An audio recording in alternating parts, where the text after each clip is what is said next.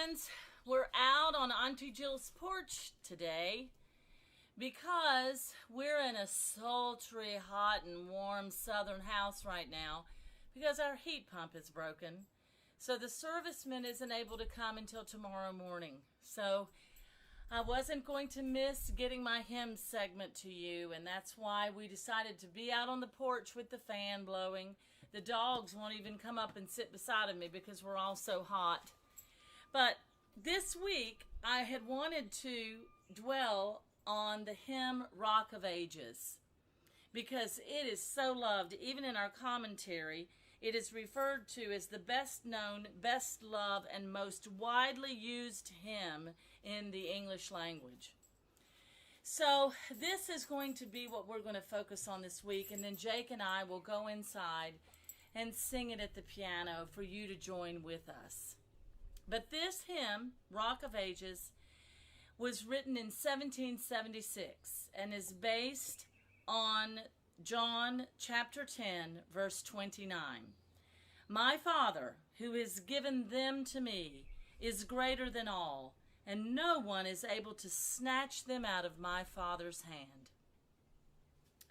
On November 4th, that's the day after my birthday, but in 1740, this was long before I was ever here, a baby in Farnham, England, was given the formidable name of Augustus Montague Toplady. We would say Toplady down here in the South, but we will honor our English ancestry and refer to him as Augustus Montague Toplady. His father died in a war, his mother spoiled him, his friends thought him sick and neurotic, and his relatives disliked him. But Augustus was interested in the Lord. I am now arrived at the age of 11 years, he wrote on his birthday. I praise God that I can remember no dreadful crime. To the Lord be the glory.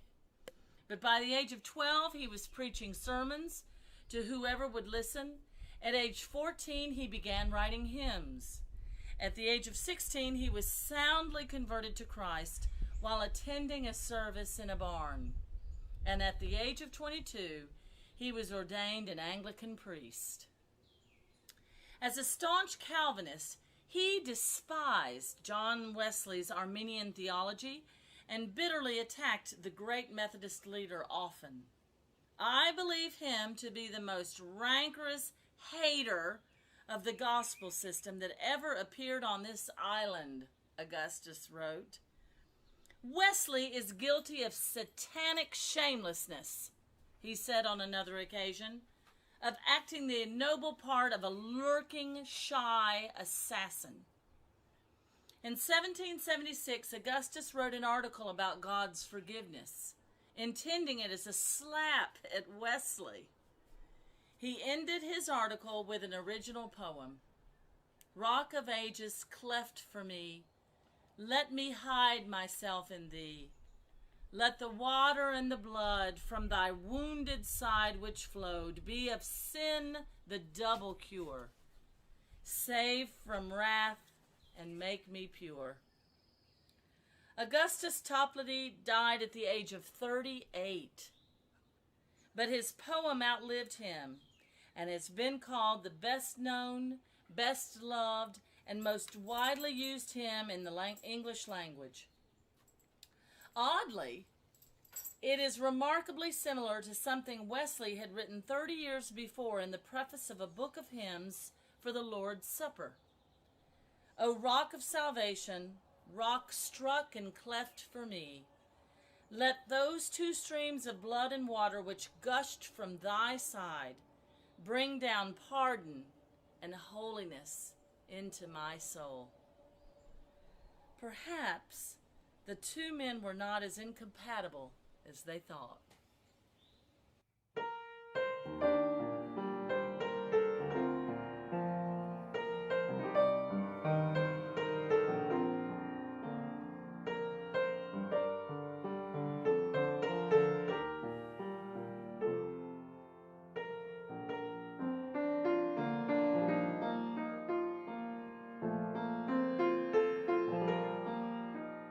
Rock of Ages,